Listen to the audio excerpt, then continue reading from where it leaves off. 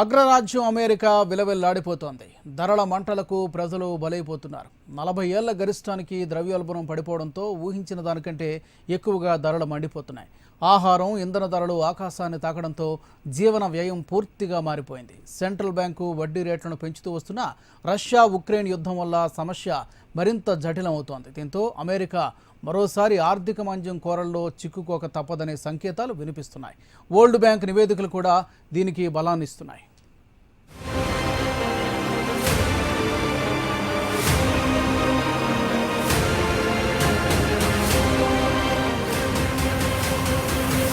అమెరికాలో ఆర్థిక సంక్షోభం నెలకొనే సూచనలు స్పష్టంగా కనిపిస్తున్నాయి.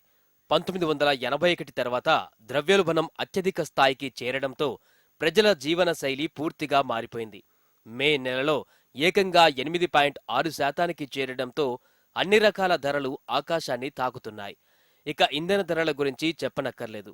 గతేడాదితో పోల్చితే 34% పైగా పెరిగాయి.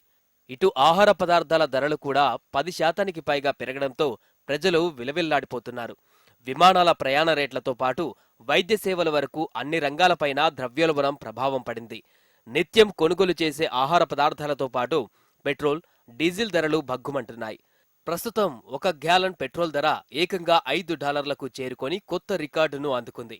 ఇటు పెట్రోల్ రేట్లు ఈ లెవెల్లో పెరగడంతో మిగతా వస్తువుల ధరలు కూడా 1% మేర పెరిగాయి.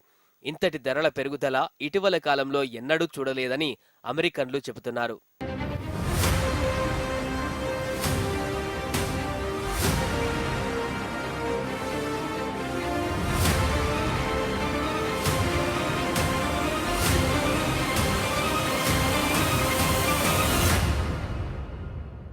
ముఖ్యంగా ఉద్యోగులు, అల్ప ఆదాయ వర్గాలపైన ద్రవ్యోల్బణం ప్రభావం తీవ్రంగా పడింది. తమకు వచ్చే ఆదాయాన్ని పూర్తిగా నిత్యావసరాల కొనుగోలుకు ఉపయోగించే వారంతా అష్టకష్టాలు పడుతున్నారు. ఇటు ధరల పెరుగుదల ప్రజల కొనుగోలు శక్తిని పూర్తిగా దెబ్బతీసింది. దీన్ని ఆర్థిక తిరోగమనంగా నిపుణులు విశ్లేషిస్తున్నారు. ఇది మాంద్యానికి దారితీసే అవకాశం ఉన్నట్లుగా చెబుతున్నారు. మరోవైపు ద్రవ్యోల్బణం నివేదికలు బయటకు వచ్చాక అమెరికా స్టాక్ మార్కెట్లు భారీగా పతనమయ్యాయి. ప్రధానమైన 3 సూచీలు 2% పైగా పడిపోయాయి. గత కొన్ని వారాలుగా షేర్ మార్కెట్లో పతనం కొనసాగుతూనే ఉంది.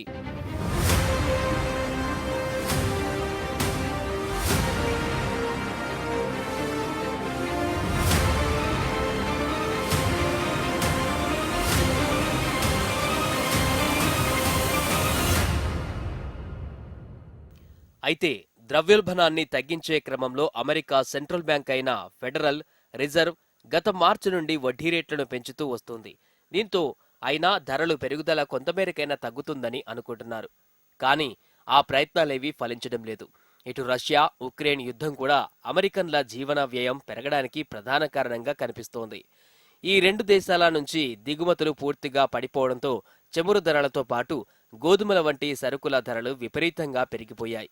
అలాగే చైనాలో ఇటీవలి కాలంలో విధించిన లాక్డౌన్తో కూడా ఈ ధరల పెరుగుదలకు కారణంగా చెబుతున్నారు. దీంతో ధరల సమస్యను పరిష్కరించడం అమెరికా ఆర్థిక నిపుణులకు సవాల్గా మారింది.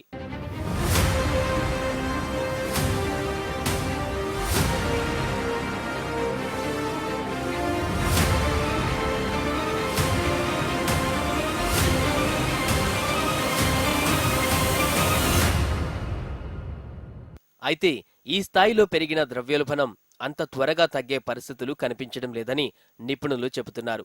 పెరిగిన ధరలతోనే సామాన్య ప్రజలు మరికొంత కాలం జీవించవలసి ఉంటుందని స్పష్టంగా చెబుతున్నారు. అయితే ధరలు పెరిగినంత వేగంగా వేతనాలు పెరగడం లేదని, ఈ కారణంగా చిరుద్యోగుల జీవితాలపైన భారీగా ప్రభావం చూపిందని వివరిస్తున్నారు. అయితే ధరలు తగ్గించడమే తమ తొలి ప్రాధాన్యమని అమెరికా అధ్యక్షుడు బైడెన్ ఓ ప్రసంగంలో వ్యాఖ్యానించారు. గ్యాస్, ఇతర నిత్యావసరాల ధరలు తగ్గుదల కోసం తన శక్తి మేర కృషి చేస్తున్నట్లుగా వివరించారు.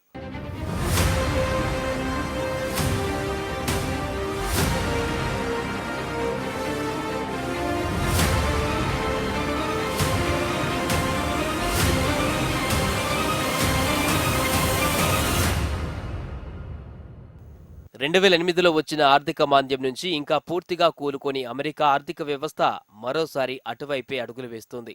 కరోనాకు ముందు కాస్త బలంగానే ఉన్న అమెరికా ఆర్థిక వ్యవస్థ కోవిడ్ దెబ్బకు తీవ్రంగా కుదేలైంది. దాని నుంచి కోలుకునేందుకు ఆర్థిక నిపుణులు రకరకాల చర్యలు తీసుకున్నా పరిస్థితుల్లో పెద్దగా మార్పు కనిపించలేదు. మరోవైపు రష్యా ఉక్రెయిన్ యుద్ధం వల్ల తీవ్ర ఒడిదుడుకులు గురైన ఆర్థిక వ్యవస్థ కోలుకోవడం కష్టంగా మారిపోయింది.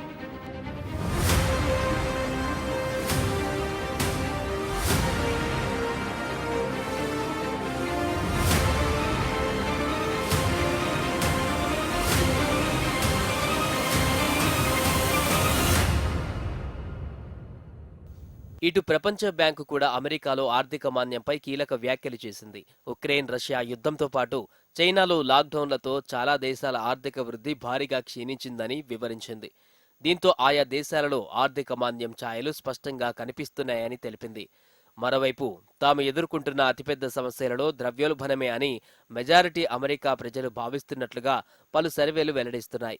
అందుకు కారణంగా అధ్యక్షుడి పాలనే అని వారనుకుంటున్నట్లు సర్వేలు చెబుతున్నాయి. ఇటు బైడెన్ పై రిపబ్లికన్లు కూడా తీవ్ర విమర్శలు చేస్తున్నారు. ఈ పరిస్థితికి ఆయనే కారణమని దేశమంతా ప్రచారం చేస్తున్నారు. దీంతో ప్రజలలో బైడెన్ గ్రాఫ్ పడిపోయిందనే సంకేతాలు కూడా వినిపిస్తున్నాయి.